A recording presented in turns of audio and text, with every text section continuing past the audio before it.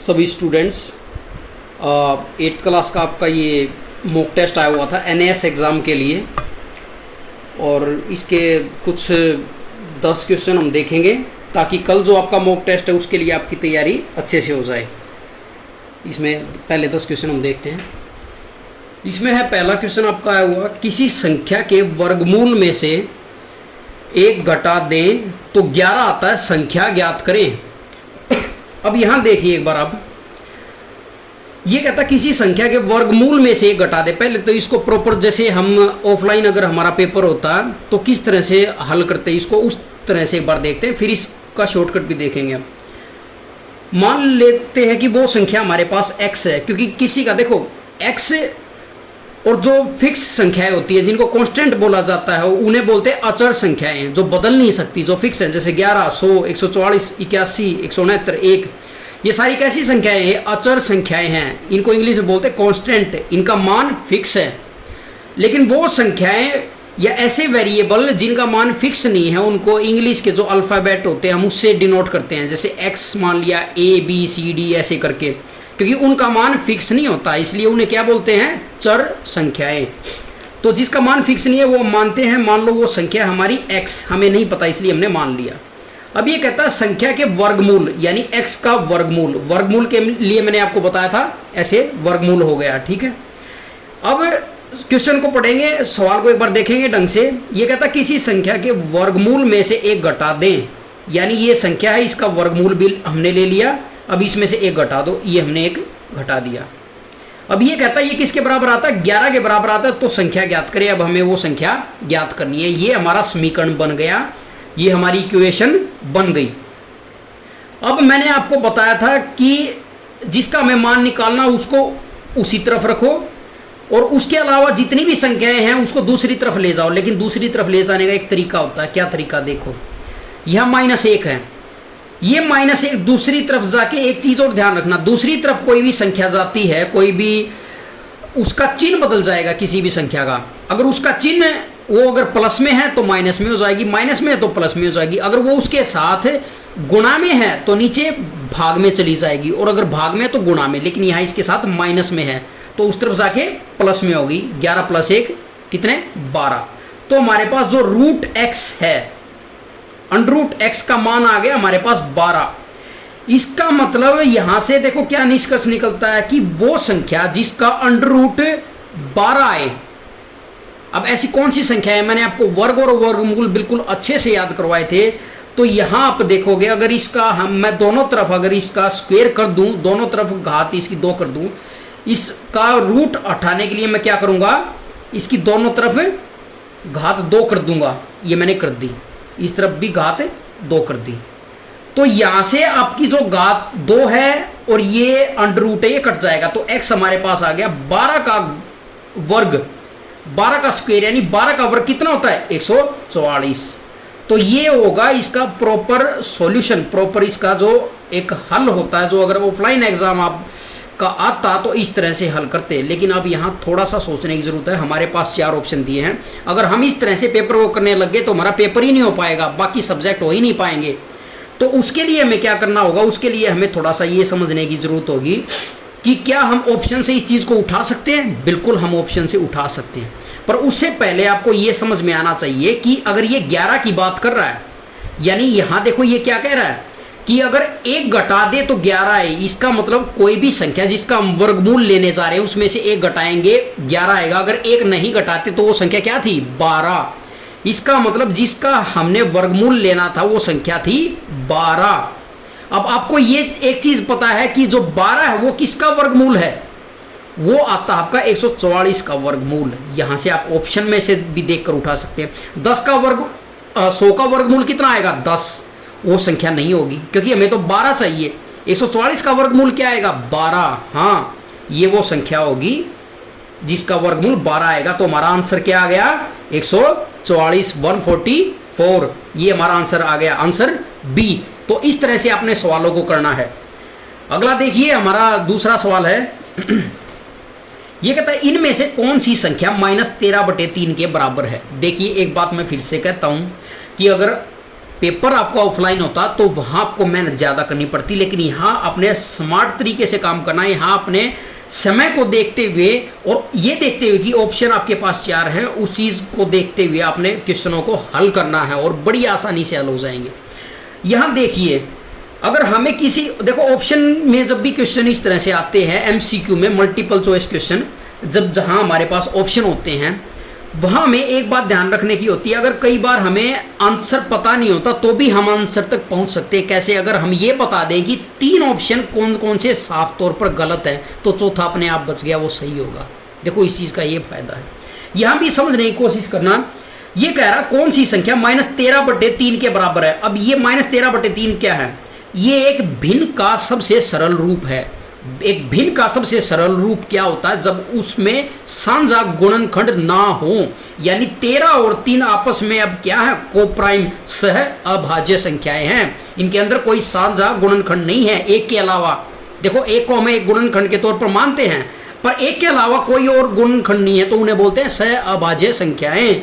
यानी कोई ऐसी संख्या नहीं है एक के अलावा जो इन दोनों को भाग कर दे। बात समझ में आ गई? आगे बढ़ते हैं। देखो -13/3 के बराबर है। अब यहां माइनस आपको दिखाई दे रहा, थोड़ा सा दिमाग पे जोर डालो और थोड़ा सा स्मार्टली इस क्वेश्चन को हल करने की कोशिश करो। ये -13/3 है, यानी ये संख्या कैसी है? माइनस की संख्या है। तो ये ऑप्शन ए की तरफ ध्यान दो, ये क्या है? ये माइनस में है, बिल्कुल है। 26/6, क्या यहाँ कहीं माइनस आया हुआ? नहीं। इसका मतलब ऑप्शन बी तो किसी भी हाल में नहीं होगा, क्योंकि यहाँ माइनस है, ये संख्या प्लस में आने वाली है, ये नहीं होगा, काट दो। ऐसे ही एक बार ऑप्शन डी को देखना, ऑप्शन डी में भी प्लस है, ये माइनस में है, ये भी ऑप्शन नहीं होगा। हाँ, बच गए 2, ए और सी। अब यहाँ थोड़ा सा, अगर आपने यहाँ भी बगैर पेन उठाए आप कर सकते हो, इसको कोई मुश्किल नहीं है। अगर आपने प्रैक्टिस थोड़ी सी कर ली तो आप जान पाओगे कि 100 और 27 ये भी अपने आप में सह अभाज्य संख्याएं हैं, यानी एक के अलावा इसमें कोई ऐसा गुणनखंड नहीं है साझा जो इन दोनों को भाग कर सके। आप एक बार काट के भी देख सकते हो, ये कटेंगे नहीं, 100/27 ही आएगा। तो ये -100/27 -13/3 के बराबर नहीं है। लेकिन जहां तक बात है -117/27 की करेंगे तो ये है, ये 9 से कटेगा। 9 का नियम बताया था, 7 8 1 9। जिन संख्याओं का कोई भी अगर संख्या उसके अंकों का योग 9 आता है तो वो 9 से भाग होगी। नीचे भी 9 आ रहा अंकों का योग, ऊपर भी 9 से काटो। 9 3 27, 9 3 27। यहाँ से काटो, 9 एकम 9, रिमाइंडर बचे आपके 2, 27 बन गया तो 9 3 27, 9 1 9, रिमाइंडर 2 आपका तो 9 3 27। तो -13/3, इसका मतलब हमारा सही आंसर क्या हो जाएगा? Answer C. ठीक है ना? अब आगे बढ़ते हैं हम तीसरा क्वेश्चन देखते हैं। किसी क्लास टेस्ट में हर सही उत्तर के लिए 3 अंक दिए जाते हैं। इस बात को समझना, एक कोई भी आपने अगर मान लो सही उत्तर दिया, उसके 3 अंक दिए जाएंगे। ऐसे उदाहरण के तौर पर अगर हमने 10 प्रश्नों के अगर सही हल दे दिए तो हमारे कुल कितने अंक बन जाएंगे? 30 अंक बन जाएंगे। ऐसे इस बात को समझना। ये कहता है फिर हर गलत उत्तर के लिए 1 अंक काट लिया जाता है। अगर मान लो आपने 10 क्वेश्चन तो ठीक किए, आपके 30 अंक आ गए, लेकिन आपने उसके अलावा क्या किया? आपने 7 क्वेश्चन, यहाँ ये देखो बता रहा है 1 अंक काट लिया जाता है। यहाँ इसी को देख लेते हैं। राम ने 10 सही उत्तर दिए, हाँ 10 सही उत्तर दिए तो 30 अंक हो गए। अगर उसने कोई भी गलत उत्तर नहीं दिया होता राम ने, तो राम के 30 अंक आते, लेकिन नहीं, उसने क्या किया? 7 गलत उत्तर भी दिए हैं, और जैसे ही उसने 7 गलत उत्तर दिए तो 1 अंक काट लिया। और काटने को क्या कहेंगे? माइनस। मैंने बताया था ना आपको, कोई चीज़ कम होती है तो अगर गुणज की बात करें, गुणनखंड की बात करें, या हम कहें कि उसके मल्टीप्लिकेशन की बात कर रहा है, गुणा की बात कर रहा है, मैंने आपको बताया था कोई चीज़ हमारे पास है तो वो प्लस में आती है, कोई चीज़ हमारे पास नहीं है या हमने उधार लिया तो वो माइनस में आती है। ऐसे ही 7 गलत उत्तर देने का मतलब 1 अंक काट लेंगे, और 1 अंक काटने को गणित की भाषा में कैसे लिखेंगे? -1। तो 7 की -1 से गुणा करेंगे तो -7। अब जोड़ दो इन्हें, 30 में से 7 गए, कितने आ गए? 23। ये आपका आंसर आ गया। एक बार फिर से देख लो। देखो 10 क्वेश्चन ठीक किए तो 10 या 30 तो नंबर आ गए, लेकिन 7 जो गलत किए वो कटेंगे भी तो 7, क्योंकि 1 अंक काटा जाएगा। और ऐसे ही 7 क्वेश्चन उसने गलत कर दिए तो 7 एकम 7, ये 7 माइनस में जाएंगे। 30 में से 7 गए, 23 आ गया आपका। आगे बढ़ते हैं। ये भी देखो बहुत अच्छा सवाल है। यहाँ बच्चे गलती करते हैं और आप में से एक ने किसी ने गलती यहाँ की है, इसलिए मैं इसको फोकस करके बता रहा हूँ आपको। जोड़ देके देखो, ये कह रहा है पहली 5 पूर्ण संख्याओं का योग क्या होगा। यह मैंने आपको बहुत बार बताया, जब मैं संख्या पद्धति आपको करा रहा था वह मैंने आपको बहुत बार ये बताया कि पूर्ण संख्याओं प्राकृत संख्याओं इनमें फर्क समझना बहुत जरूरी हो जाता है। समझो, प्राकृत या प्राकृतिक संख्या क्या होती है, जो 1 से शुरू हो, गिनती की संख्या है, काउंटिंग नंबर्स भी जिन्हें बोला जाता है, जैसे 1 2 3 4 5 6 ऐसे करके एंड सो ऑन, ठीक है। लेकिन पूर्ण संख्या है वो 1 से नहीं, वो 0 से शुरू होती हैं। जी हाँ, अगर मान लो इसमें अगर हम जो प्राकृतिक संख्याएं हैं इसमें 0 को जोड़ दें तो वो क्या बन जाएंगी, पूर्ण संख्याएं। तो 0 1 2 3 4 5 एंड सो ऑन, मतलब आगे। तो 0 पहली पूर्ण संख्या होती है। अब यहां बच्चों ने क्या गलती की, कईयों ने पूर्ण संख्याओं में 1 को पहले मान लिया और जोड़ दिया, 1 + 2 + 3 + 4 + 5, ये आ गया आपका 2 3 और 3 6 और 4 10 और 5 15। लेकिन ये गलत जवाब है। पूर्ण संख्या पहली 5 पूर्ण संख्याओं में क्या जोड़ोगे, 0 + 1, 0 + 1 + 2 + 3 + 4, 5 नहीं करना क्योंकि गिनो 1 2 3 4 5 5 हो चुकी। अब 0 को तो ऐड करेंगे नहीं, 0 का क्या ऐड करना, 0 तो 0 है, कोई रिजल्ट में कोई ना ये घटाएगी ना बढ़ाएगी। 1 और 2 3, 3 और 3 6, 6 और 4 10, ये आपका सही जवाब होगा। यहाँ 15 भी दिया हुआ, बच्चा यहाँ गलती करता है, या 15 भी दिया हुआ, 15 नहीं होगा, इसका होगा 10। 15 कब होता, जब पूछता पहली 5 प्राकृतिक संख्याओं का योग क्या होगा, तब आपका 15 सही जवाब होता। लेकिन यहाँ आप क्या होगा 10, क्योंकि पहली पूर्ण संख्या क्या है 0। ये संख्या पद्धति एक बार मैं फिर से कराऊंगा आपको, यहाँ गलती कर जाते हो आप।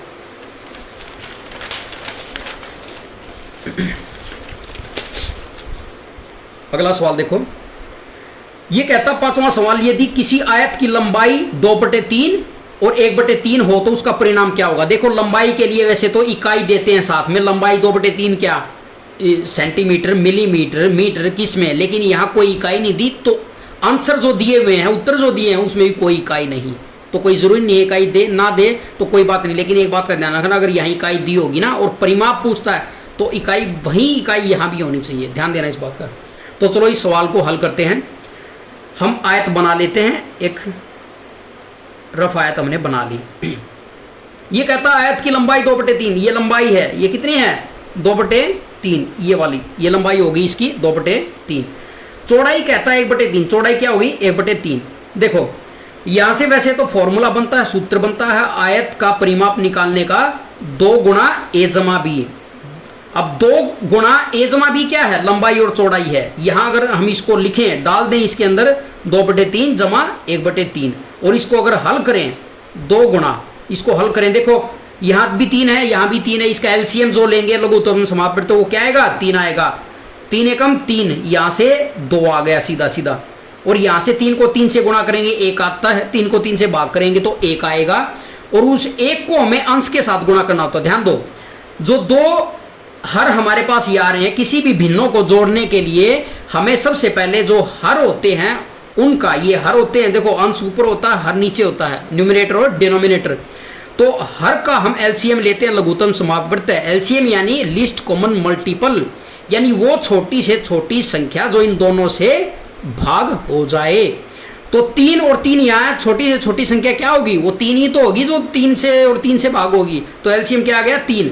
अब इसको करने का तरीका देखो, 3 को 3 से भाग करना होता में, इस 3 से 3 को भाग करेंगे तो कितना आएगा 1 आएगा, भागफल कितना आया 1। अब उस 1 को अंश के साथ गुणा करेंगे, 2 है ना अंश, 2 एकम 2, 2 आ गया, प्लस ऐसे ही या 3 की 3 से भाग करेंगे, 3 को 3 से भाग करके देखें तो क्या आएगा 1 आएगा। 1 को फिर इस 1 के साथ गुणा करेंगे, क्या आ जाएगा 1, तो 1 लिख देंगे यहाँ। तो यहाँ देखो 2 गुणा 2 जमा 1 कितना हो गया 3, 3/3। अब मैंने आपको बताया था कि ऊपर और नीचे जब हम गुणा कर रहे हैं, ऊपर नीचे एक जैसी संख्याएं हैं तो उनको काट दो। काटने का मतलब 0 मत कर देना, ये भाग है। काटने का मतलब क्या है कि 3 को 3 से भाग दे रहे हैं, 3 को 3 से भाग देने पर क्या आता है 1 आता है, तो यहाँ कट के क्या आ गया 1 आ गया। 2 की 1 से गुणा करेंगे तो क्या आ गया 2, तो आपका सही आंसर क्या आ गया 2। और अगर ऐसे ही भी समझ नहीं आ रहा तो और देखो, ये लंबाई है, ये लंबाई है आयत की, तो हमने सामने ही भुजा है, आयत में क्या होती है बराबर और समानांतर भी बराबर होती है, तो ये 2/3, ये भी 2/3। चौड़ाई 1/3 है तो ये भी क्या होगी 1/3। और परिमाप क्या होता है जिन भुजाओं से कोई भी आकृति बनी हो उन भुजाओं के योग को क्या कहते हैं? परिमाप। ये परिभाषा लिखाई थी ना मैंने आपको। तो इनको जोड़ दो, इनको जोड़ दो सभी को। देखो 2/3 जमा 1/3 जमा 2/3 जमा 1/3। अब सबका एलसीएम क्या आएगा? 3 3 3 है तो 3। यहाँ देखो 3 को 3 से भाग करेंगे 1 आएगा, 2 लिख दो जमा यहाँ 1 लिख दो, यहाँ 2 लिख दो, यहाँ 1 लिख दो, ऐसे के ऐसे लिखी जाएंगी। 2 और 1 3, 3 और 2 5, 5 और 1 6, 6/3 क्या आएगा? 6 को 3 से भाग देंगे क्या आएगा? 2 नहीं आएगा। तो यहाँ पर क्या आ गया? 2। 2 हमारा क्या हो गया? सही आंसर हो गया। ठीक है, अब आगे देखते हैं। अब ये सवाल है, देखो ध्यान से ये सवाल थोड़ा सा लेंदी है पर समझने की कोशिश करना। इसके लिए मैं एक और पेज ले लेता हूँ, इसको थोड़ा सा इस पे आने से पहले कुछ आपको समझाता हूँ, थोड़ा सा ध्यान से देखना। देखो मैं उदाहरण के तौर पर मैंने 1 + 4/5 लिया है। अब इसको हमने हल करना है। 1 को हम लिख सकते हैं 1/1, कोई फर्क नहीं पड़ेगा। 1 से भाग दें किसी संख्या को, गुणा करें उसके मान में कोई फर्क नहीं आता। तो 5 और 1 का एलसीएम क्या होगा? 5 ही होगा। जो बड़ी संख्या है ना उसे लिया करो। हर के अंदर आप देखो जो बड़ी संख्या उसे लो, उसके गुणज देखो। 5 का पहला गुणज क्या है? 5 ही होगा। अब 5 का जो भी गुणज होगा वो 5 से तो भाग होगा ही। दूसरी संख्या से देखो वो हो रहा नहीं हो रहा है? हाँ, 1 से भी होगा। तो 5 और 1 कहने का मतलब है कोई भी 2 संख्याएं हैं, अगर कोई भी संख्या 1 के अलावा दूसरी कोई भी संख्या, तो उनका एलसीएम हमेशा क्या होगा? वो संख्या ही। तो एलसीएम क्या आ गया? 5। 1 की 5 से गुणा करेंगे तो 5, या 5 की 5 से भाग करेंगे तो कितना आएगा? 1 आएगा। 1 को वापस 4 से गुणा करेंगे तो क्या आ गया? 4। 5 और 4 9/5 आ गया समझ में? कहने का मतलब है जब हम 1 में 4/5 जोड़ते हैं तो क्या आ गया? 9/5। इसका दूसरा तरीका भी आसान तरीका इसको करने का, देखो इनको क्रॉस मल्टीप्लाई करो। क्रॉस मल्टीप्लाई कैसे? यहाँ 5 की 1 से गुणा करो और यहाँ 1 की 4 से गुणा करो, ऐसे क्रॉस मल्टीप्लाई। ऐसे देखो, ऐसे होती है क्रॉस मल्टीप्लाई, ऐसे इस तरह से। 5 की 1 से गुणा करो 5 आ गया, 4 की 1 से गुणा करो जमा 4 आ गया, नीचे इनके आपस में गुणा कर दो 5, तो ये आ गया 9/5। आगे बात समझ में? तो इसी उदाहरण को देखते हैं। यहां देखो, यहां हमारे पास 1/1 जमा 1/, अब ये 3 जमा 1/5 है। सबसे पहले तो इसको हल करना है, सबसे पहले इसको हल करना है। अब 3 जमा 1/5 मैंने आपको बताया क्रॉस मल्टीप्लाई कर दो सीधा। 5 दिए 15, देखो 5 दिए 15, यहां लिख दिया मैंने 15 जमा 1 की 1 से गुणा करोगे तो क्या आएगा? 1 एकम 1 आ गया, नीचे 5 की 5 से गुणा आ गया, तो ये क्या आ गया? 15 और 1 16। दोबारा लिखो इसे, 1 + 1/, ये कितना आ गया? 15 और 1 क्या हो गया? 16। 16/5। अब एक बात और ध्यान देने वाली है, यहां देखो ध्यान से। कोई भी संख्या मान लो 4 भाग में 3/8 है, इस भाग को हटाने के लिए अगर गुणा में हमें तब्दील करना है, इसको गुणा में बदलना है इसे, तो क्या करोगे? 4 गुणा 8/3, पलट दो संख्याओं को। ये 3/8 था ना, जैसे ही गुणा किया 8/3 हो गया, ऐसे पलट दो तो 8 चौक 32/3 आ गया। ऐसे ही समझो इस बात को। अगर मान लो ये दिया है 1/4/5 दिया है, तो यहां क्या है? 1 भाग में 4/5 है। एक तरह से बात को समझो, ये क्या है? 1 भाग में, इसको डिवीजन बोलते हैं, इसको क्या बोलते हैं? बटे को क्या बोलते हैं? भाग। तो 1/4/5, 1 भाग में 4/5। अब मैंने आपको बताया इसको गुणा में तो अगर तब्दील करना तो क्या हो जाएगा? 1 गुणा 5/4। तो जो 1/4/5 था वो क्या बन गया? 5/4। ऐसे ही वापस यहां देखो, हमारे पास ये आ रहा है 1/1 जमा, अब ये 1/16/5 है। देखो 1 भाग में 16/5, इसको ऐसे लिख सकते हैं 1/16/5 को 1 भाग में 16/5। तो इसको जब पलटोगे आप तो ये आ गया 1 गुणा 5/16, तो ये 5/16 के बराबर आ गया। 1/16/5 किसके बराबर आ गया? 5/16 के बराबर। इसको हो सकता है अभी आप थोड़ा सा समझने की कोशिश करो, इसको क्लास में और ढंग से करा देंगे हम। अभी ये है कि आप रफली एक बार इसको देख लो और प्रैक्टिस करो, इसकी बार बार आ जाएगा। ऐसा कोई ये रॉकेट साइंस नहीं है कि आपको समझ में ही नहीं आएगी। देखो अब इसको हल करते हैं वैसे ही उसी तरीके से। 1 + 5/16 है हमारे पास, है ना। इसको क्रॉस मल्टीप्लाई करो, 16 एकम ऐसे 1/1 कर लो, 16 एकम 16 लिख लिया, प्लस 5 एकम 5/16 की 1 से गुणा करोगे तो 16, ये आ गया 1/21/16। अब मैंने आपको वही बताया था, जब भी ऐसे दिखे आपको 1/21/16 इस तरह से दिखे तो उसको पलट दो, वो आपका आंसर हो गया 16/21 आ गया। ये आपका आंसर क्या आ गया 16/21। जहां 16/21 दिखे आपको वही आपका क्या हो गया आंसर। ये देखो यहाँ आपका 16/21 कहाँ, ऑप्शन डी में, ये आपका राइट आंसर हो गया। ठीक है, अब आगे देखते हैं। अब देखो x का मान ज्ञात करना है। अब मैंने आपको बताया था कि x क्या है, चर है अचर। x चर है यानी जिसका मान फिक्स नहीं है। देखो 3/8 कर लिया हमने।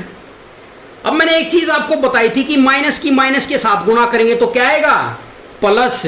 हमेशा ध्यान रखना, माइनस में माइनस जोड़ेंगे तो वो माइनस ही रहेगा, लेकिन माइनस की माइनस के साथ गुणा करेंगे तो प्लस आएगा। और जब भी गुणा की बात करेंगे, एक सिंपल साधारण तरीका मैंने आपको ये बताया था कि जब भी दो चिन्ह एक जैसे आ जाएं गुणा में, हमेशा वो प्लस आएंगे। चाहे 2 प्लस के हों चाहे 2 माइनस के हों, हमेशा क्या देंगे, प्लस देंगे।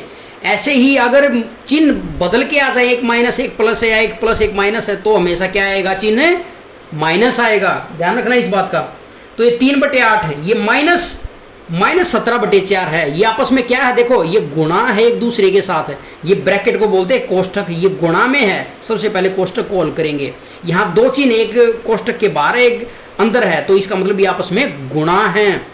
तो गुणा माइनस और माइनस की गुणा करोगे तो क्या आ गया, 3/8 प्लस हो गया, ये प्लस 17/4। दोबारा देखो 3/8 का 3/8 हमने लिखा यहाँ, फिर माइनस माइनस क्या हो गया, प्लस। प्लस कर दिया हमने, प्लस 17/4 लिख दिया हमने। आगे देखो प्लस x बराबर है -1 सही 9/4, इसको ऐसे बोलते हैं -1 सही 9/4। ये मिश्रित भिन्न होती है। भिन्न भी मैं आपको कराऊंगा, 3 तरह की होती है, मिश्रित भिन्न, उचित भिन्न, अनुचित भिन्न। तो ये मिश्रित भिन्न है। इसको कैसे करते हैं, देखो जब भी इस तरह से हो 1 सही 1/2, इसका मतलब होता है 1 जमा 1/2। अब इसका आप वही निकालो, इसको उचित, इसको प्रॉपर भिन्न में लिखो। 2 एकम 2, 1 एकम 1, 2 और 1 3, 3/2 बन जाती है। लेकिन इसको डायरेक्ट भी निकाल सकते हो मिश्रित भिन्न को। ये देखो 2 की 1 से गुणा करो, 2 एकम 2, 2 1 जा 2, 2 में 1 जोड़ो, 2 में 1 जोड़ो, कितने हो गए 3, 3/2 सीधा लिखो। ऐसे ही यहाँ देखो 24 की 1 से गुणा करोगे कितने हो गए 24, और इसमें 9 जोड़ोगे तो 33, 33/24। लेकिन चिन्ह कैसा है, माइनस का, तो ये आ गया -33/24। अब देखो इस भिन्न को हल करो।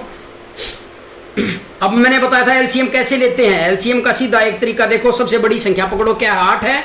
8 के गुणज देखो, 8 का पहला गुणज क्या है, पहला मल्टीपल गुणज क्या है, 1 क्या होगा 8 एकम 8, 8 का पहला गुणज 8 ही होगा। अब जो 8 का गुणज है वो 8 से तो भाग होगा ही होगा, 4 से देखो होता नहीं। हाँ बिल्कुल, 4 से 8 भाग होता नहीं होता, 4 दूनी 8 होता है। तो इसका एलसीएम क्या आ गया 8 है। बात को समझो, वो छोटी से छोटी संख्या जो 8 और 4 दोनों से भाग हो जाए वो क्या है, वो 8 ही है, वो 4 नहीं है। 4 से तो भाग हो जाएगा पूरा पूरा, पर 8 से नहीं होगा। तो वो छोटी से छोटी संख्या क्या है 8। अब देखो 8 की 8 से भाग करो, क्या आएगा भागफल 1, 1 को 3 से गुणा करो। हमेशा ऐसे ही किया करो। जो एलसीएम आपका आता है ना, उसको क्या किया करो, जो हर होता है उसे भाग करके जो आपका उत्तर आए, भाग करने के बाद जो संख्या आपके पास प्राप्त होती है उसको गुणा कर दो उसके अंश से, और यहाँ लिख दो। तो 8 को 8 से भाग करेंगे, प्राप्त क्या होगा 1, 1 को 3 से गुणा करने पर क्या आएगा 3, प्लस लिखो 4 से भाग देंगे 8 को, तो क्या आएगा 4 दूनी 8, यानी 2 आ गया यहाँ। 2 को 17 से गुणा कर दो, 17 दूनी 34, 17 2 जा 34, प्लस x बराबर है -33/24। अब देखो 34 और 3 37/8, प्लस x बराबर है -33/24। अब x का मान हमने निकालना है। बिल्कुल यहाँ देखो, अब ये प्लस में है इसके साथ। देखो जिसके सामने कोई भी चिन्ह नहीं होता वो किसके क्या मानी जाती है, प्लस में। ये इसके साथ किस में है, प्लस के चिन्ह के साथ है। तो उस तरफ जाके कैसा हो जाएगा, चिन्ह बदल जाएगा। अगर यहाँ प्लस है इसके सामने तो माइनस हो जाएगा। तो यहाँ लिख देंगे x बराबर है -33/24 जो पहले से लिखा हुआ था, और ये वाली उस तरफ जाके क्या हो जाएगी, माइनस की -37/8। आ रही है बात समझ में? अब देखो, अब फिर से इसका एलसीएम लो। कैसे लोगे? सबसे बड़ी संख्या पकड़ो सबसे पहले। तो इसका पहला गुणज देखो क्या है, 24 देखो 8 से भाग होता है, बिल्कुल होता है, तो इसका एलसीएम भी 24 ही आ गया। यानी वो छोटी संख्या जो दोनों से भाग हो जाए वो क्या है, वो आपकी 24।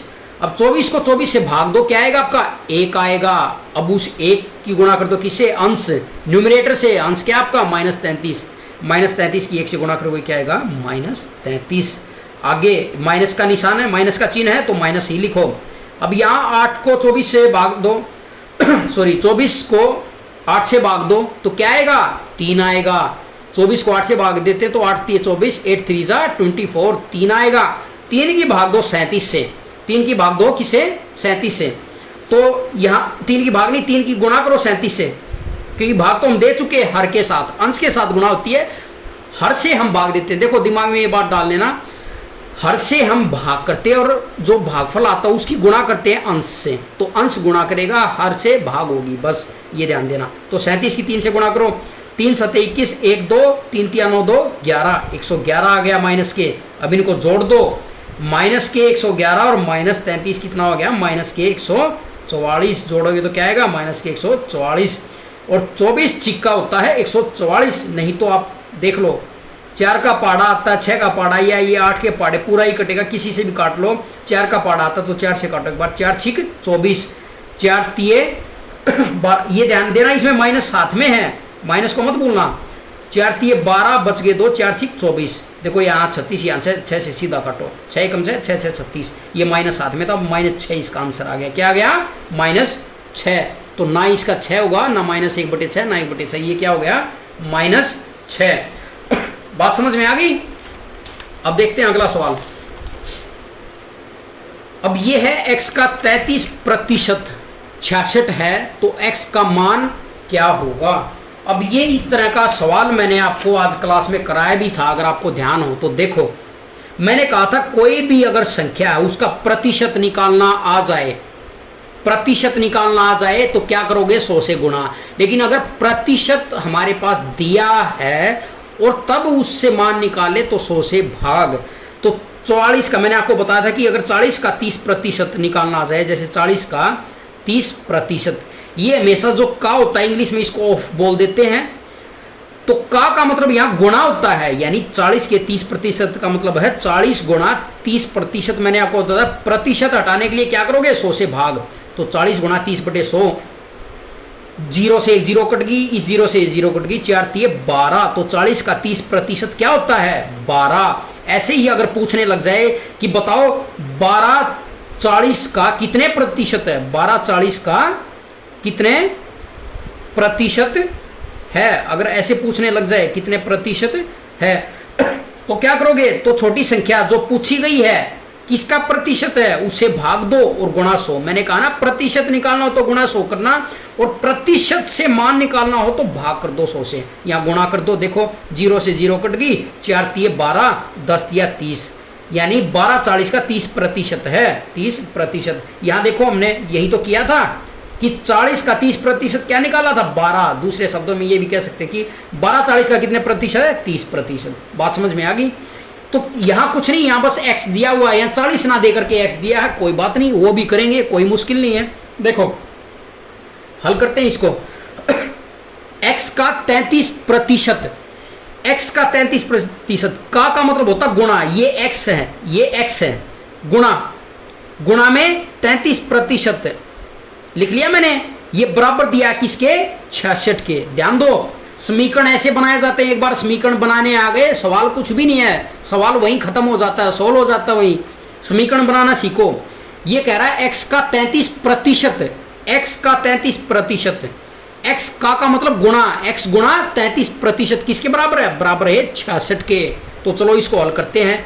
x गुणा 33%, मैंने बताया था प्रतिशत हटाने के लिए क्या करोगे, 100 से भाग, 33/100 प्रतिशत हट गया, बराबर है 66। अब एक चीज और देखो, अब हमने x निकालना, बिल्कुल निकालना है। जैसे हम करते आए कि अगर x के साथ कोई भी संख्या अगर जोड़ में होती उस तरफ जाके माइनस में हो जाती, माइनस में होती तो जोड़ में बन जाती, लेकिन यहाँ गुणा में है तो उस तरफ जाके क्या हो जाएगी, भाग में, और अगर भाग में होती तो उस तरफ जाके गुणा में। तो x बराबर है 66, ये गुणा में है तो भाग में हो जाएगी, भाग 33/100।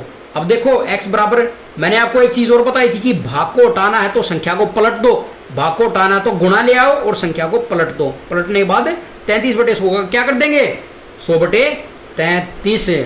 ये देखोगे तो 3 एकम 3 दूनी 6, 3 दूनी 6, इसका 2 गुणा, नहीं तो 11 से काट लो, 11 तिये 33, 11 छिक 66। बात समझ में आ गई। 3 एकम 3, 3 दूनी 6, 2 गुणा 100, ये आपका आ गया 200, ये आपका आ गया 200, 200 आपका सही आंसर हो जाएगा। देखो अगर किसी सवाल में दुविधा हो ना और समझ में ना आए तो वीडियो